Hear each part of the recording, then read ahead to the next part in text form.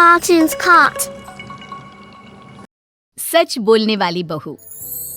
देखो ममता, मैं आज ऑफिस जाने के मूड में नहीं हूँ। किसी का फोन आया ऑफिस से तो बोल देना कि मैं घर पर नहीं हूँ, किसी जरूरी काम से गांव गया हूँ। ठीक है, मैं चला सोने, बाकी मैं संभाल लूंगा।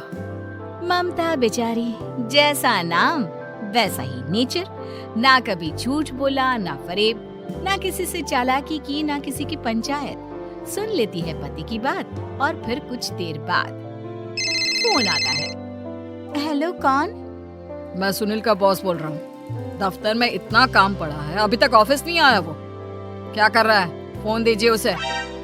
जी वो तो सो रहे हैं, कह रहे हैं कि आज गर्मी बहुत है तो घर के मजे लेंगे। बॉस को बीवी की बात पर गुस्सा आ जाता है। तो उसे बोल दीजिएगा कि अब घर में गर्मी के ही मजे ले, कोई जरूरत नहीं है यहाँ आने की।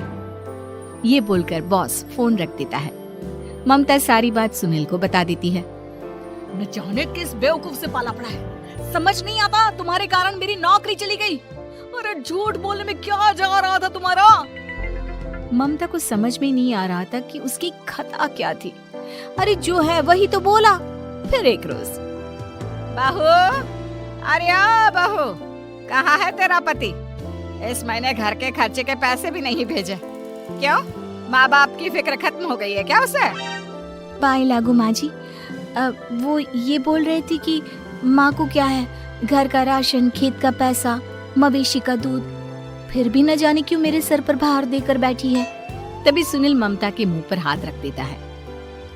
क्यों रे कलमुँह है, हटा बहू के मुंह से हाथ। अरे क्या क्या बोलता है तू? वो तो इसकी झूठ बोलने की आदत नहीं है, इसलिए पता चल रहा है। देख मेरी सास कितनी शरीफ है। हाँ, तेरी माँ तो मोहल्ले की बदमाश है ना, और तेरी सास शरीफ है। बेटा ममता को देखता है और गुस्से से बोलता है। अब खड़ी खड़ी देख क्या रही हो? और भी कुछ कहना है क्या? माँ आई है ना, जाकर छाछ ले आ ठंडी वाली। ममता अंदर चली जाती है। माँ, इसके सच बोलने की आदत के कारण मेरी नौकरी जाते जाते रह गई। वो तो मैंने अगले दिन जाकर पैर पकड़ लिए मालिक के, नहीं तो। सब जानता है बहू की आदत नहीं है झूठ बोलने की, तो तू शांत क्यों नहीं रहता? क्यों उसे झूठ बोलने को बोलता है? फिर एक रोज, बहू, जा अपनी पड़ोसन के पास और उससे बोल कि वो लाल वाली साड़ी जो उसने नए साल की पार्टी में पहनी थी, तुझे वो चाहिए। ना माँ जी, मुझे नहीं चाहिए। वैसे भी कल जिस शादी में जाना है ना, वहाँ के लिए तो मेरे पास काली साड़ी है। सास सर पर हाथ रखकर, अरे बुद्धू, मुझे चाहिए साड़ी। वैसे भी तुम लोगों में तो साड़ी का लेन देन चलता है ना, तेरी भी तो उसने पहनी थी ना। हाँ माँ जी, वो क्या है ना, हम दोनों के कपड़े एक दूसरे को आ जाते हैं। मैं ले आती हूँ आपके लिए साड़ी। बहू पड़ोसन के पास जाती है। कैसी हो निर्मला, तेरी लाल साड़ी चाहिए थी। क्यों? तू तो बोल रही थी कि तेरे पास काली वाली साड़ी है, तू वही पहनेगी, फिर लाल का क्या करेगी?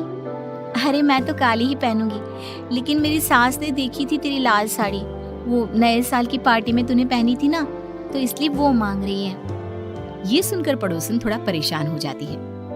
देख ममता, तेरे लिए तो मैं एक बार को साड़ी दे भी देती, लेकिन तेरी सास के लिए नहीं। वो क्या है ना, तू तो जानती है कितनी गंदी आदत है तेरी सास की, खाया पिया सब कपड़े पर ही पोंछ देती है। मेरी लाल साड़ी बहुत महंगी वाली है, पता चले उस पर हल्दी तेल का निशान लगा हो।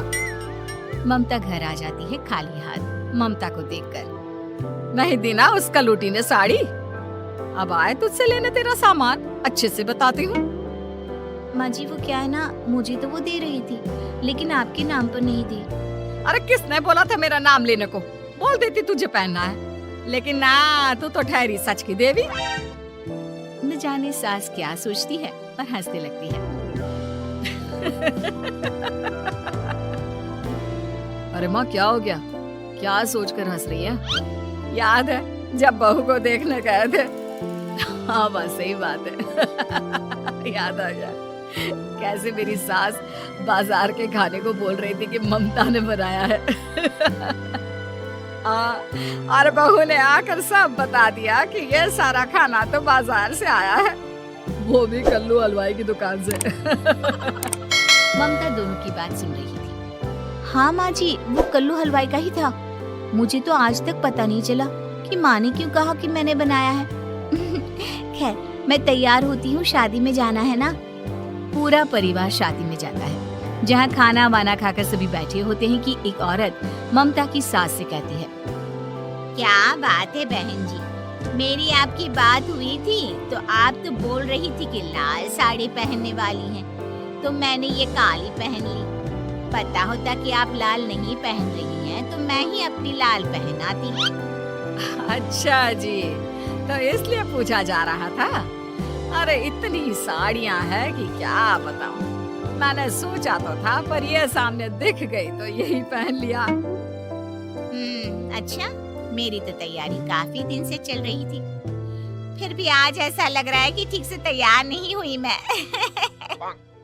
तभी आ जाती है हमारी सच्ची बहू ममता बहू। आंटी जी, वो क्या है ना, पड़ोसन की लाल साड़ी माँ जी को पहननी थी, लेकिन आप तो जानती है माँ जी की आदत, सारा खाया पिया कपड़ों पर ही पोंछ देती है, तो उसने साड़ी देने से ना ऐन वक्त पर मना कर दिया, तो अब इन्होंने ना मेरी साड़ी पहनी है। औरत ममता की सास को घूरती है, अरे मांग कर ही साड़ी पहननी थी क्या? हम जैसे तो खुद की ही साड़ी पहनते हैं, चलो चलते हैं। सास का गुस्सा अब ममता पर फूट पड़ता है। अरे क्या जरूरत थी ये बात सबसे कहने की? अरे घर की इज्जत का कोई ख्याल है कि नहीं तुझे? मैंने क्या बोल दिया माँ जी? मुझे क्यों डांट रही है? मेरी गलती क्या है? ममता को रोता देख सुनील आ जाता है। अरे माँ, क्या हो गया? पता है ना शादी का माहौल है। सास सारी बात बेटी को बता देती है। देख रहा है तेरी बहू का हाल। अरे इस लड़की को तो ये भी नहीं पता कि कब कहाँ क्या कैसे बोलना है। अरे लेकर जा इसे यहाँ से। सभी घर आ जाते हैं। सास का मुंह तो फूला ही रहता है कि एक दिन, चलो बेटा, बहुत दिन तुम लोगों के साथ रह ली, अब चलो। वैसे भी ऐसी बहू के साथ समय कैसे कटे, जो ना झूठ बोलती है ना लोगों की चुगली करती है। अरे गांव में ही ठीक हूँ मैं, कम से कम 4 घर की खबर तो मिलती रहती है, वो भी मसाला डालकर। कैसी बात कर रही है माँ?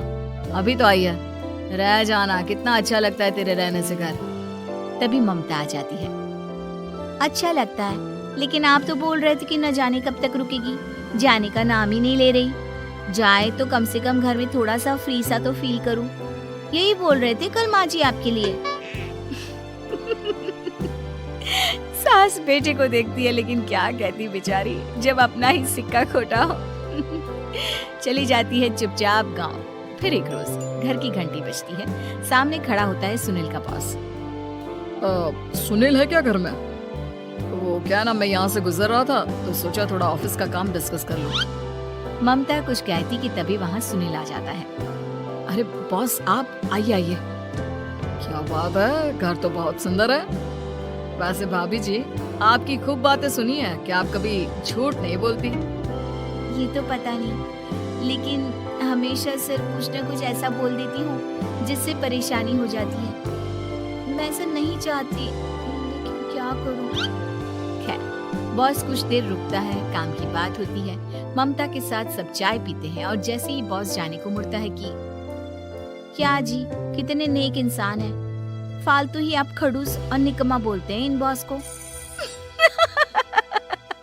अब क्या, बॉस के कान तक खुद के लिए अनमोल वचन पड़ जाते हैं और फिर। ओह, तो ये बात है। और क्या कहता है ये? अरे बॉस, आप भी किसकी बात पर विश्वास कर रहे हैं? अरे इससे तो ये भी नहीं पता कि आलू प्याज कहाँ रखा है। अरे ये क्या जाने क्या बोलना है क्या नहीं बोलना है। मतलब जो मुंह में आ रहा है बोले जा रहा है। भाभी जी, आप बताइए। नहीं बॉस, लग रहा है कि कुछ गलत बोल गई मैं। वैसे ये सिर्फ इतना ही बोलते हैं कि आप में कोई टैलेंट है ही नहीं, आपकी नौकरी इन्हीं के कारण तो बची हुई है। अरे बस कर ले अम्मा, अब क्या करवा कर मारेगी, बड़ी मुश्किल से तो नौकरी बची थी मेरी। सही कहा, बच्ची थी लेकिन अब निकल गई। तेरे टैलेंट के भरोसे चल रही है ना मेरी नौकरी, अब देख तू। अच्छा, तो आप भी यही मानते हैं? वैसे ये बात तो है, सुनील काफी टैलेंटेड है। बॉस चला जाता है। सुनील सर पकड़कर बैठ जाता है। माना सच बोलना एक अच्छी आदत है, लेकिन ममता आज का समय ऐसा नहीं है। तुझे थोड़ा सा समाज को देखकर खुद को बदलना होगा, समझी? जी मुझे तो पता ही नहीं चलता कि मैं क्या गलत कर रही हूँ। यकीन मानिए मैं जानबूझकर नहीं करती। सुनील सोच लेता है कि वो किसी न किसी तरह अपनी बीवी के इस भोलेपन का इलाज करके रहेगा, लेकिन सवाल ये कि कैसे का जवाब अब मिल जाता है। और फिर एक रोज ममता की माँ आती है। ममता, तुझे तो पता है तेरे पापा का काम ठीक नहीं चल रहा है, कुछ पैसों की जरूरत थी, तेरे पास हो तो मदद कर दे बेटा। ममता माँ को घर खर्चे से बचाए पैसे दे देती है। पैसे देने के बाद सुनील आ जाता है। अरे सासू माँ, आज यहाँ कैसे आना हुआ? नहीं बेटा, वो ममता की याद आ रही थी ना तो आ गई। वो क्या है ना, पता है पापा का काम ठीक नहीं चल रहा है तो माँ कुछ पैसे लेने आई थी। क्यों? यहाँ क्या पैसे का पेड़ उगा है? अरे कौन सी माँ अपनी बेटी के ससुराल का खाती है? कोई जरूरत नहीं है पैसे देने की। वापस कर दो माँ जी पैसे और निकलो यहाँ से। आगे से यहाँ पैसे लेने नहीं आना। सुनील ये बोलकर निकल जाता है। उसके जाने के बाद, बेटा ममता, तूने मेरी बेइज्जती कराने के लिए यहाँ बुलाया था क्या? अरे छोटा सा झूठ बोल देती तो तेरी माँ की इज्जत बच जाती, लेकिन चलती हूँ मैं।